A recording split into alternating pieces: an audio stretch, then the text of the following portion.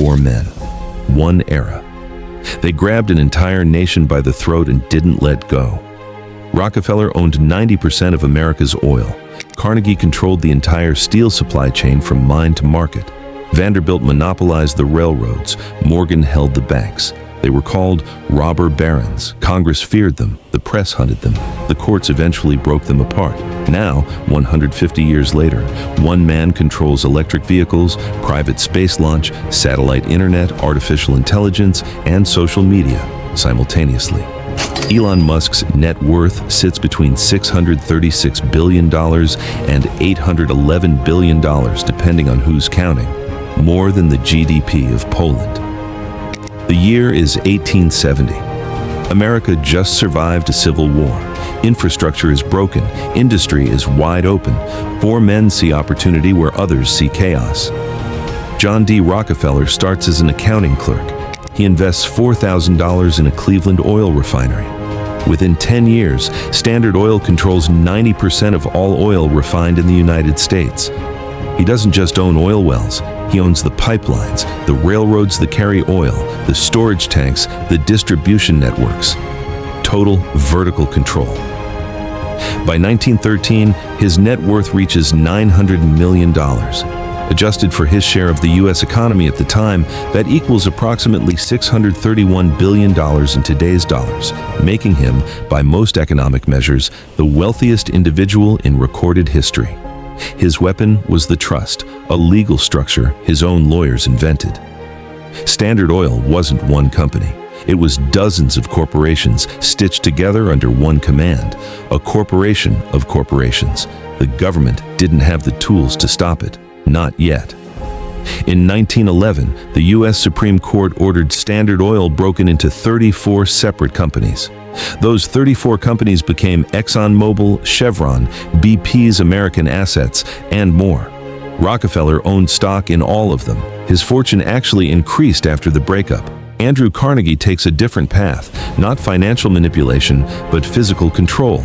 He owns every step of steel production, the iron ore mines in Minnesota, the ships that carry ore across the Great Lakes, the railroads that move raw material, and the furnaces that produce the final product. This is vertical integration, complete ownership from extraction to delivery. At his peak, Carnegie Steel produces more steel annually than all of Great Britain. In 1901, J.P. Morgan buys Carnegie Steel for $480 million, equivalent to roughly $17 billion today. Carnegie becomes the richest private individual in the world overnight. J.P. Morgan operates differently from the rest. He doesn't manufacture, he finances. He controls capital itself. Morgan creates U.S. Steel, the first company in American history with a market capitalization over $1 billion. He finances General Electric. During the panic of 1907, when the U.S. government itself was on the verge of financial collapse, Morgan personally organized a private bailout of the banking system. He saved the American economy with his personal network. In direct response to that concentration of power in one man's hands, Congress passed the Federal Reserve Act in 1913, creating America's central bank. Cornelius Vanderbilt starts with $100 in a small boat. By the time he dies, he controls the dominant railroad network connecting New York to Chicago. He monopolizes shipping routes. He offers lower prices to destroy competitors, then raises prices when they're gone. His estate of $100 million in 1877, roughly $2.5 billion today, was the largest private fortune in America at the time. The tactics: secret railroad rebates that crushed competitors, predatory pricing, political bribery, child labor, workers earning pennies per day in dangerous conditions. The Homestead Strike of 1892 at Carnegie's steel plant ended with Pinkerton agents opening fire on workers. 10 people died. Elon Musk is born in Pretoria, South Africa in 1971. At 12, he writes a video game and sells it for $500. At 17, he leaves for Canada with almost nothing. By 28, he sells his first company, Zip2, for $307 million. He doesn't retire. He puts $10 million into X.com, which becomes PayPal. When eBay buys PayPal for $1.5 billion in 2002, Musk walks away with $165 million. He puts nearly all of it into two bets that almost killed him. Bet 1, SpaceX, founded 2002, mission, make humanity multi-planetary. By 2006, all three initial launches fail. Musk is nearly bankrupt. The fourth launch in 2008 succeeds. NASA awards a $1.6 billion contract. By 2025, SpaceX reports $18.7 billion in total revenue. The launch business alone, Falcon 9 rockets, generates $4.1 billion from Pentagon and NASA contracts. SpaceX completed 165 Falcon 9 launches in 2025, down from 134 in 2024. Starship, the most powerful rocket ever built, is in active development.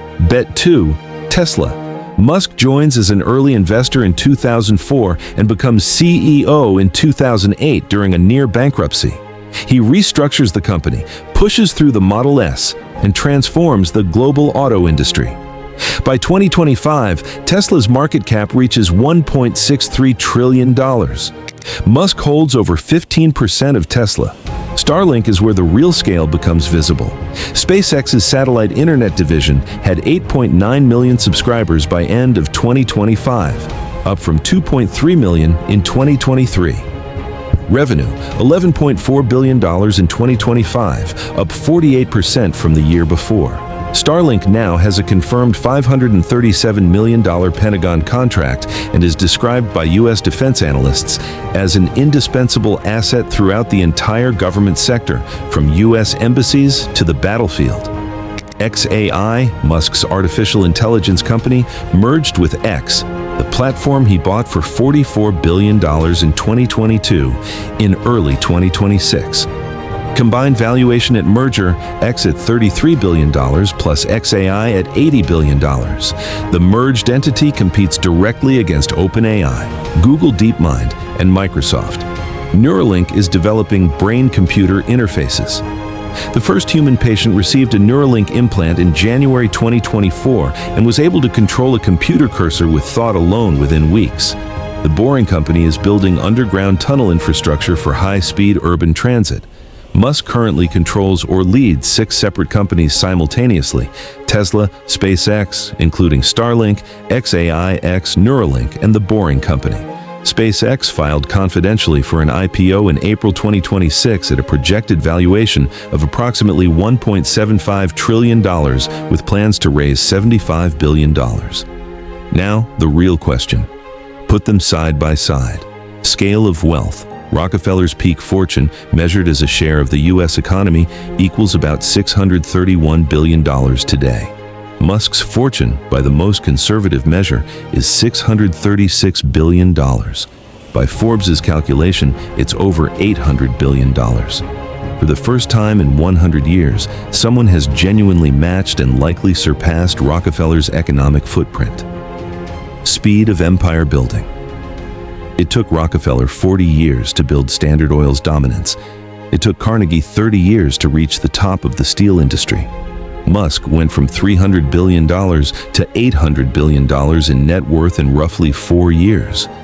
The Gilded Age minted the first billionaires. The 21st century is minting something we don't have a word for yet. If you want to understand where today's power structures are heading, this channel covers it every week. Hit subscribe so you don't miss what comes next, and drop in the comments. Do you think Musk is a modern robber baron or something history has never seen before?